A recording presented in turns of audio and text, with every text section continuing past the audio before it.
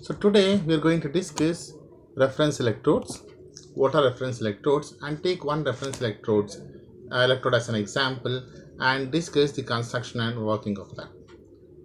So what are reference electrodes? Electrodes with reference to which electropotential of other electrodes are determined are known as reference electrodes. So you know that. So in general, we have periodic table. So periodic table, what is periodic table? So periodic table metals or elements are arranged in increasing order of their atomic number. So who found out? So there are many scientists who determine the atomic number, atomic weight. So finally, whatever we are finding, we are following is Mendeleev's periodic table, isn't it? So how did they found out the atomic number of oxygen or chlorine? So did oxygen come and tell my atomic number is 8 or atomic weight is 16, or did chlorine come and tell my atomic weight is 35.5, or did chlorine come and tell it's 19? No. So they took hydrogen as a standard. They compared the weight of hydrogen with oxygen with that of hydrogen. So oxygen weighed 16 times more than that of hydrogen, whereas chlorine weighed 35.5 times more than that of hydrogen, whereas sodium weighed 23 times more than that of hydrogen.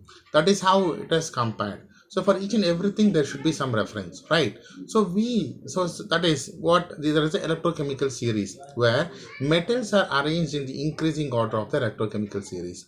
So in order to determine the electrode potential, there should be one standard electrode, and that electrode is called as reference electrodes. So reference electrodes are those electrodes with reference to which the electrode potential of other electrodes can be calculated. There are mainly two types of reference electrodes. One is primary reference electrode, other one is secondary reference electrode. The standard hydrogen electrode is the primary reference electrode. So initially earlier we used to use sand hydrogen electrode. So what is sand hydrogen electrode? Sand hydrogen electrode. So we used to have beaker. So we used to have a platinum metal here. The platinum metal will be connected with copper wire and covered with a bell jar.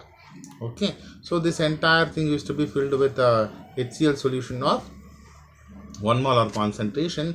Through this bell jar going to pass hydrogen gas, which is kept at 1 atmospheric pressure. So the electropotential of this electrode is this is called a sand hydrogen electrode. It is it is 0. The condition is the concentration of this HCl should be 1 molar, and the hydrogen gas whichever is entering here, this should be how much? It should be maintained at 1 atmospheric pressure and at 25 degrees Celsius. So by maintaining this, by constructing this is called as primary reference electrode. By constructing this and by maintaining this, we have determined electropotential of so many electrodes, and we have made electrochemical series also. And the electrochemical series is nothing but metals are arranged in the increasing order of their electrochemicals, increasing order of their reduction potentials. From lithium to platinum we have, isn't it? Negative to positive. So this primary electrodes had so many disadvantages. What are those disadvantages? Maintaining hydrogen at 1 atmospheric pressure is very difficult. And as temperature increases, as days goes, what will happen? The concentration of this HCl also will vary. If the concentration of HCl varies and hydrogen is not made at 1 atmospheric pressure, the electropotential of sand hydrogen electrode will not be 0, it will be something else. Okay. Another major disadvantage was through this hydrogen, whatever it is coming, the platinum metal used to get, if it is impure, the gas is impure, the platinum metal used to get poison. So in order to minimize all these limitations, we invented second reference electrodes. So second reference electrodes are a special type of electrodes where electropotential of these electrodes are known and are constant, and these electropotentials are constant at wide range of temperature and does not depend on the solution in which on the concentration solution in which it is dipped in. The second reference electrodes overcame all the limitations of primary reference electrodes. Okay, so the second reference electrodes a type of reference electrodes whose potential is known, electrode potential is known and constant, and it is constant over a wide range of temperature and pressure, and the potential does not depend upon the concentration of the solution in which the electrodes are dipped in. So, and these second reference electrodes, we have n number of second reference electrodes. We have silver chloride electrode, we have calomel electrode, we have glass electrode, right? So let us take one example, calomel electrode, okay, and we will see. So as I told you, so these are the example for secondary reference electrodes. So calomel electrode. So what is calomel? Mercurous chloride, HgCl2. The commercial name of HgCl2 is calomel. Okay, let us see the construction and working of calomel electrode. So the calomel electrode usually will have a glass tube with a side tube. Okay, I have a glass tube with a side tube. It is made up of a glass tube with a side tube. So at the bottom of the glass tube you will place mercury, and this entire mercury will be covered with a paste of mercury and mercurous chloride. So into this mercury going to dip platinum metal and connect it with copper wire for external connection. This entire above this paste of mercury and mercurous chloride, the entire glass tube will be filled with KCl solution of known concentration through this side tube. So then you are going to dip a silver chloride electrode. This will act, okay. So this is the construction of your calomel electrode. So I repeat. So we're going to take a glass tube with the side tube. At the bottom of the glass tube, you're going to place mercury. Above mercury, you're going to cover the mercury with paste of mercury and mercurous chloride, and dip a platinum metal in the mercury, connect it with copper wire for external connections. So then the entire glass tube will be filled with the KCl solution of known concentration. It might be decinormal or 1 normal, or it might be saturated KCl. So depending upon the electrode with which the calomel electrode is coupled with, the electrode will act either as anode or it will act as cathode. This electrode is used to determine the electrode potential of any unknown metal or electrode. Let us see what happens if the electrode acts as anode, or let us see what is the electrode reactions occurring if the metal acts as cathode. So if the calomel electrode acts as anode, so this is the electrode reaction. If the calomel electrodes acts as cathode, this is the electrode reaction. So now you might ask, from where do we get this electrons, right? So anodic reaction is nothing but oxidation. If it acts as anode, means it should undergo oxidation. So what undergoes oxidation? So I'll tell you what undergoes oxidation now. So what do you have? You have mercury here, right? So mercury, Hg, undergoes oxidation to give you Hg plus Cl minus. So since you have 2 mercury, it undergoes 2 Hg, Hg plus undergoes oxidation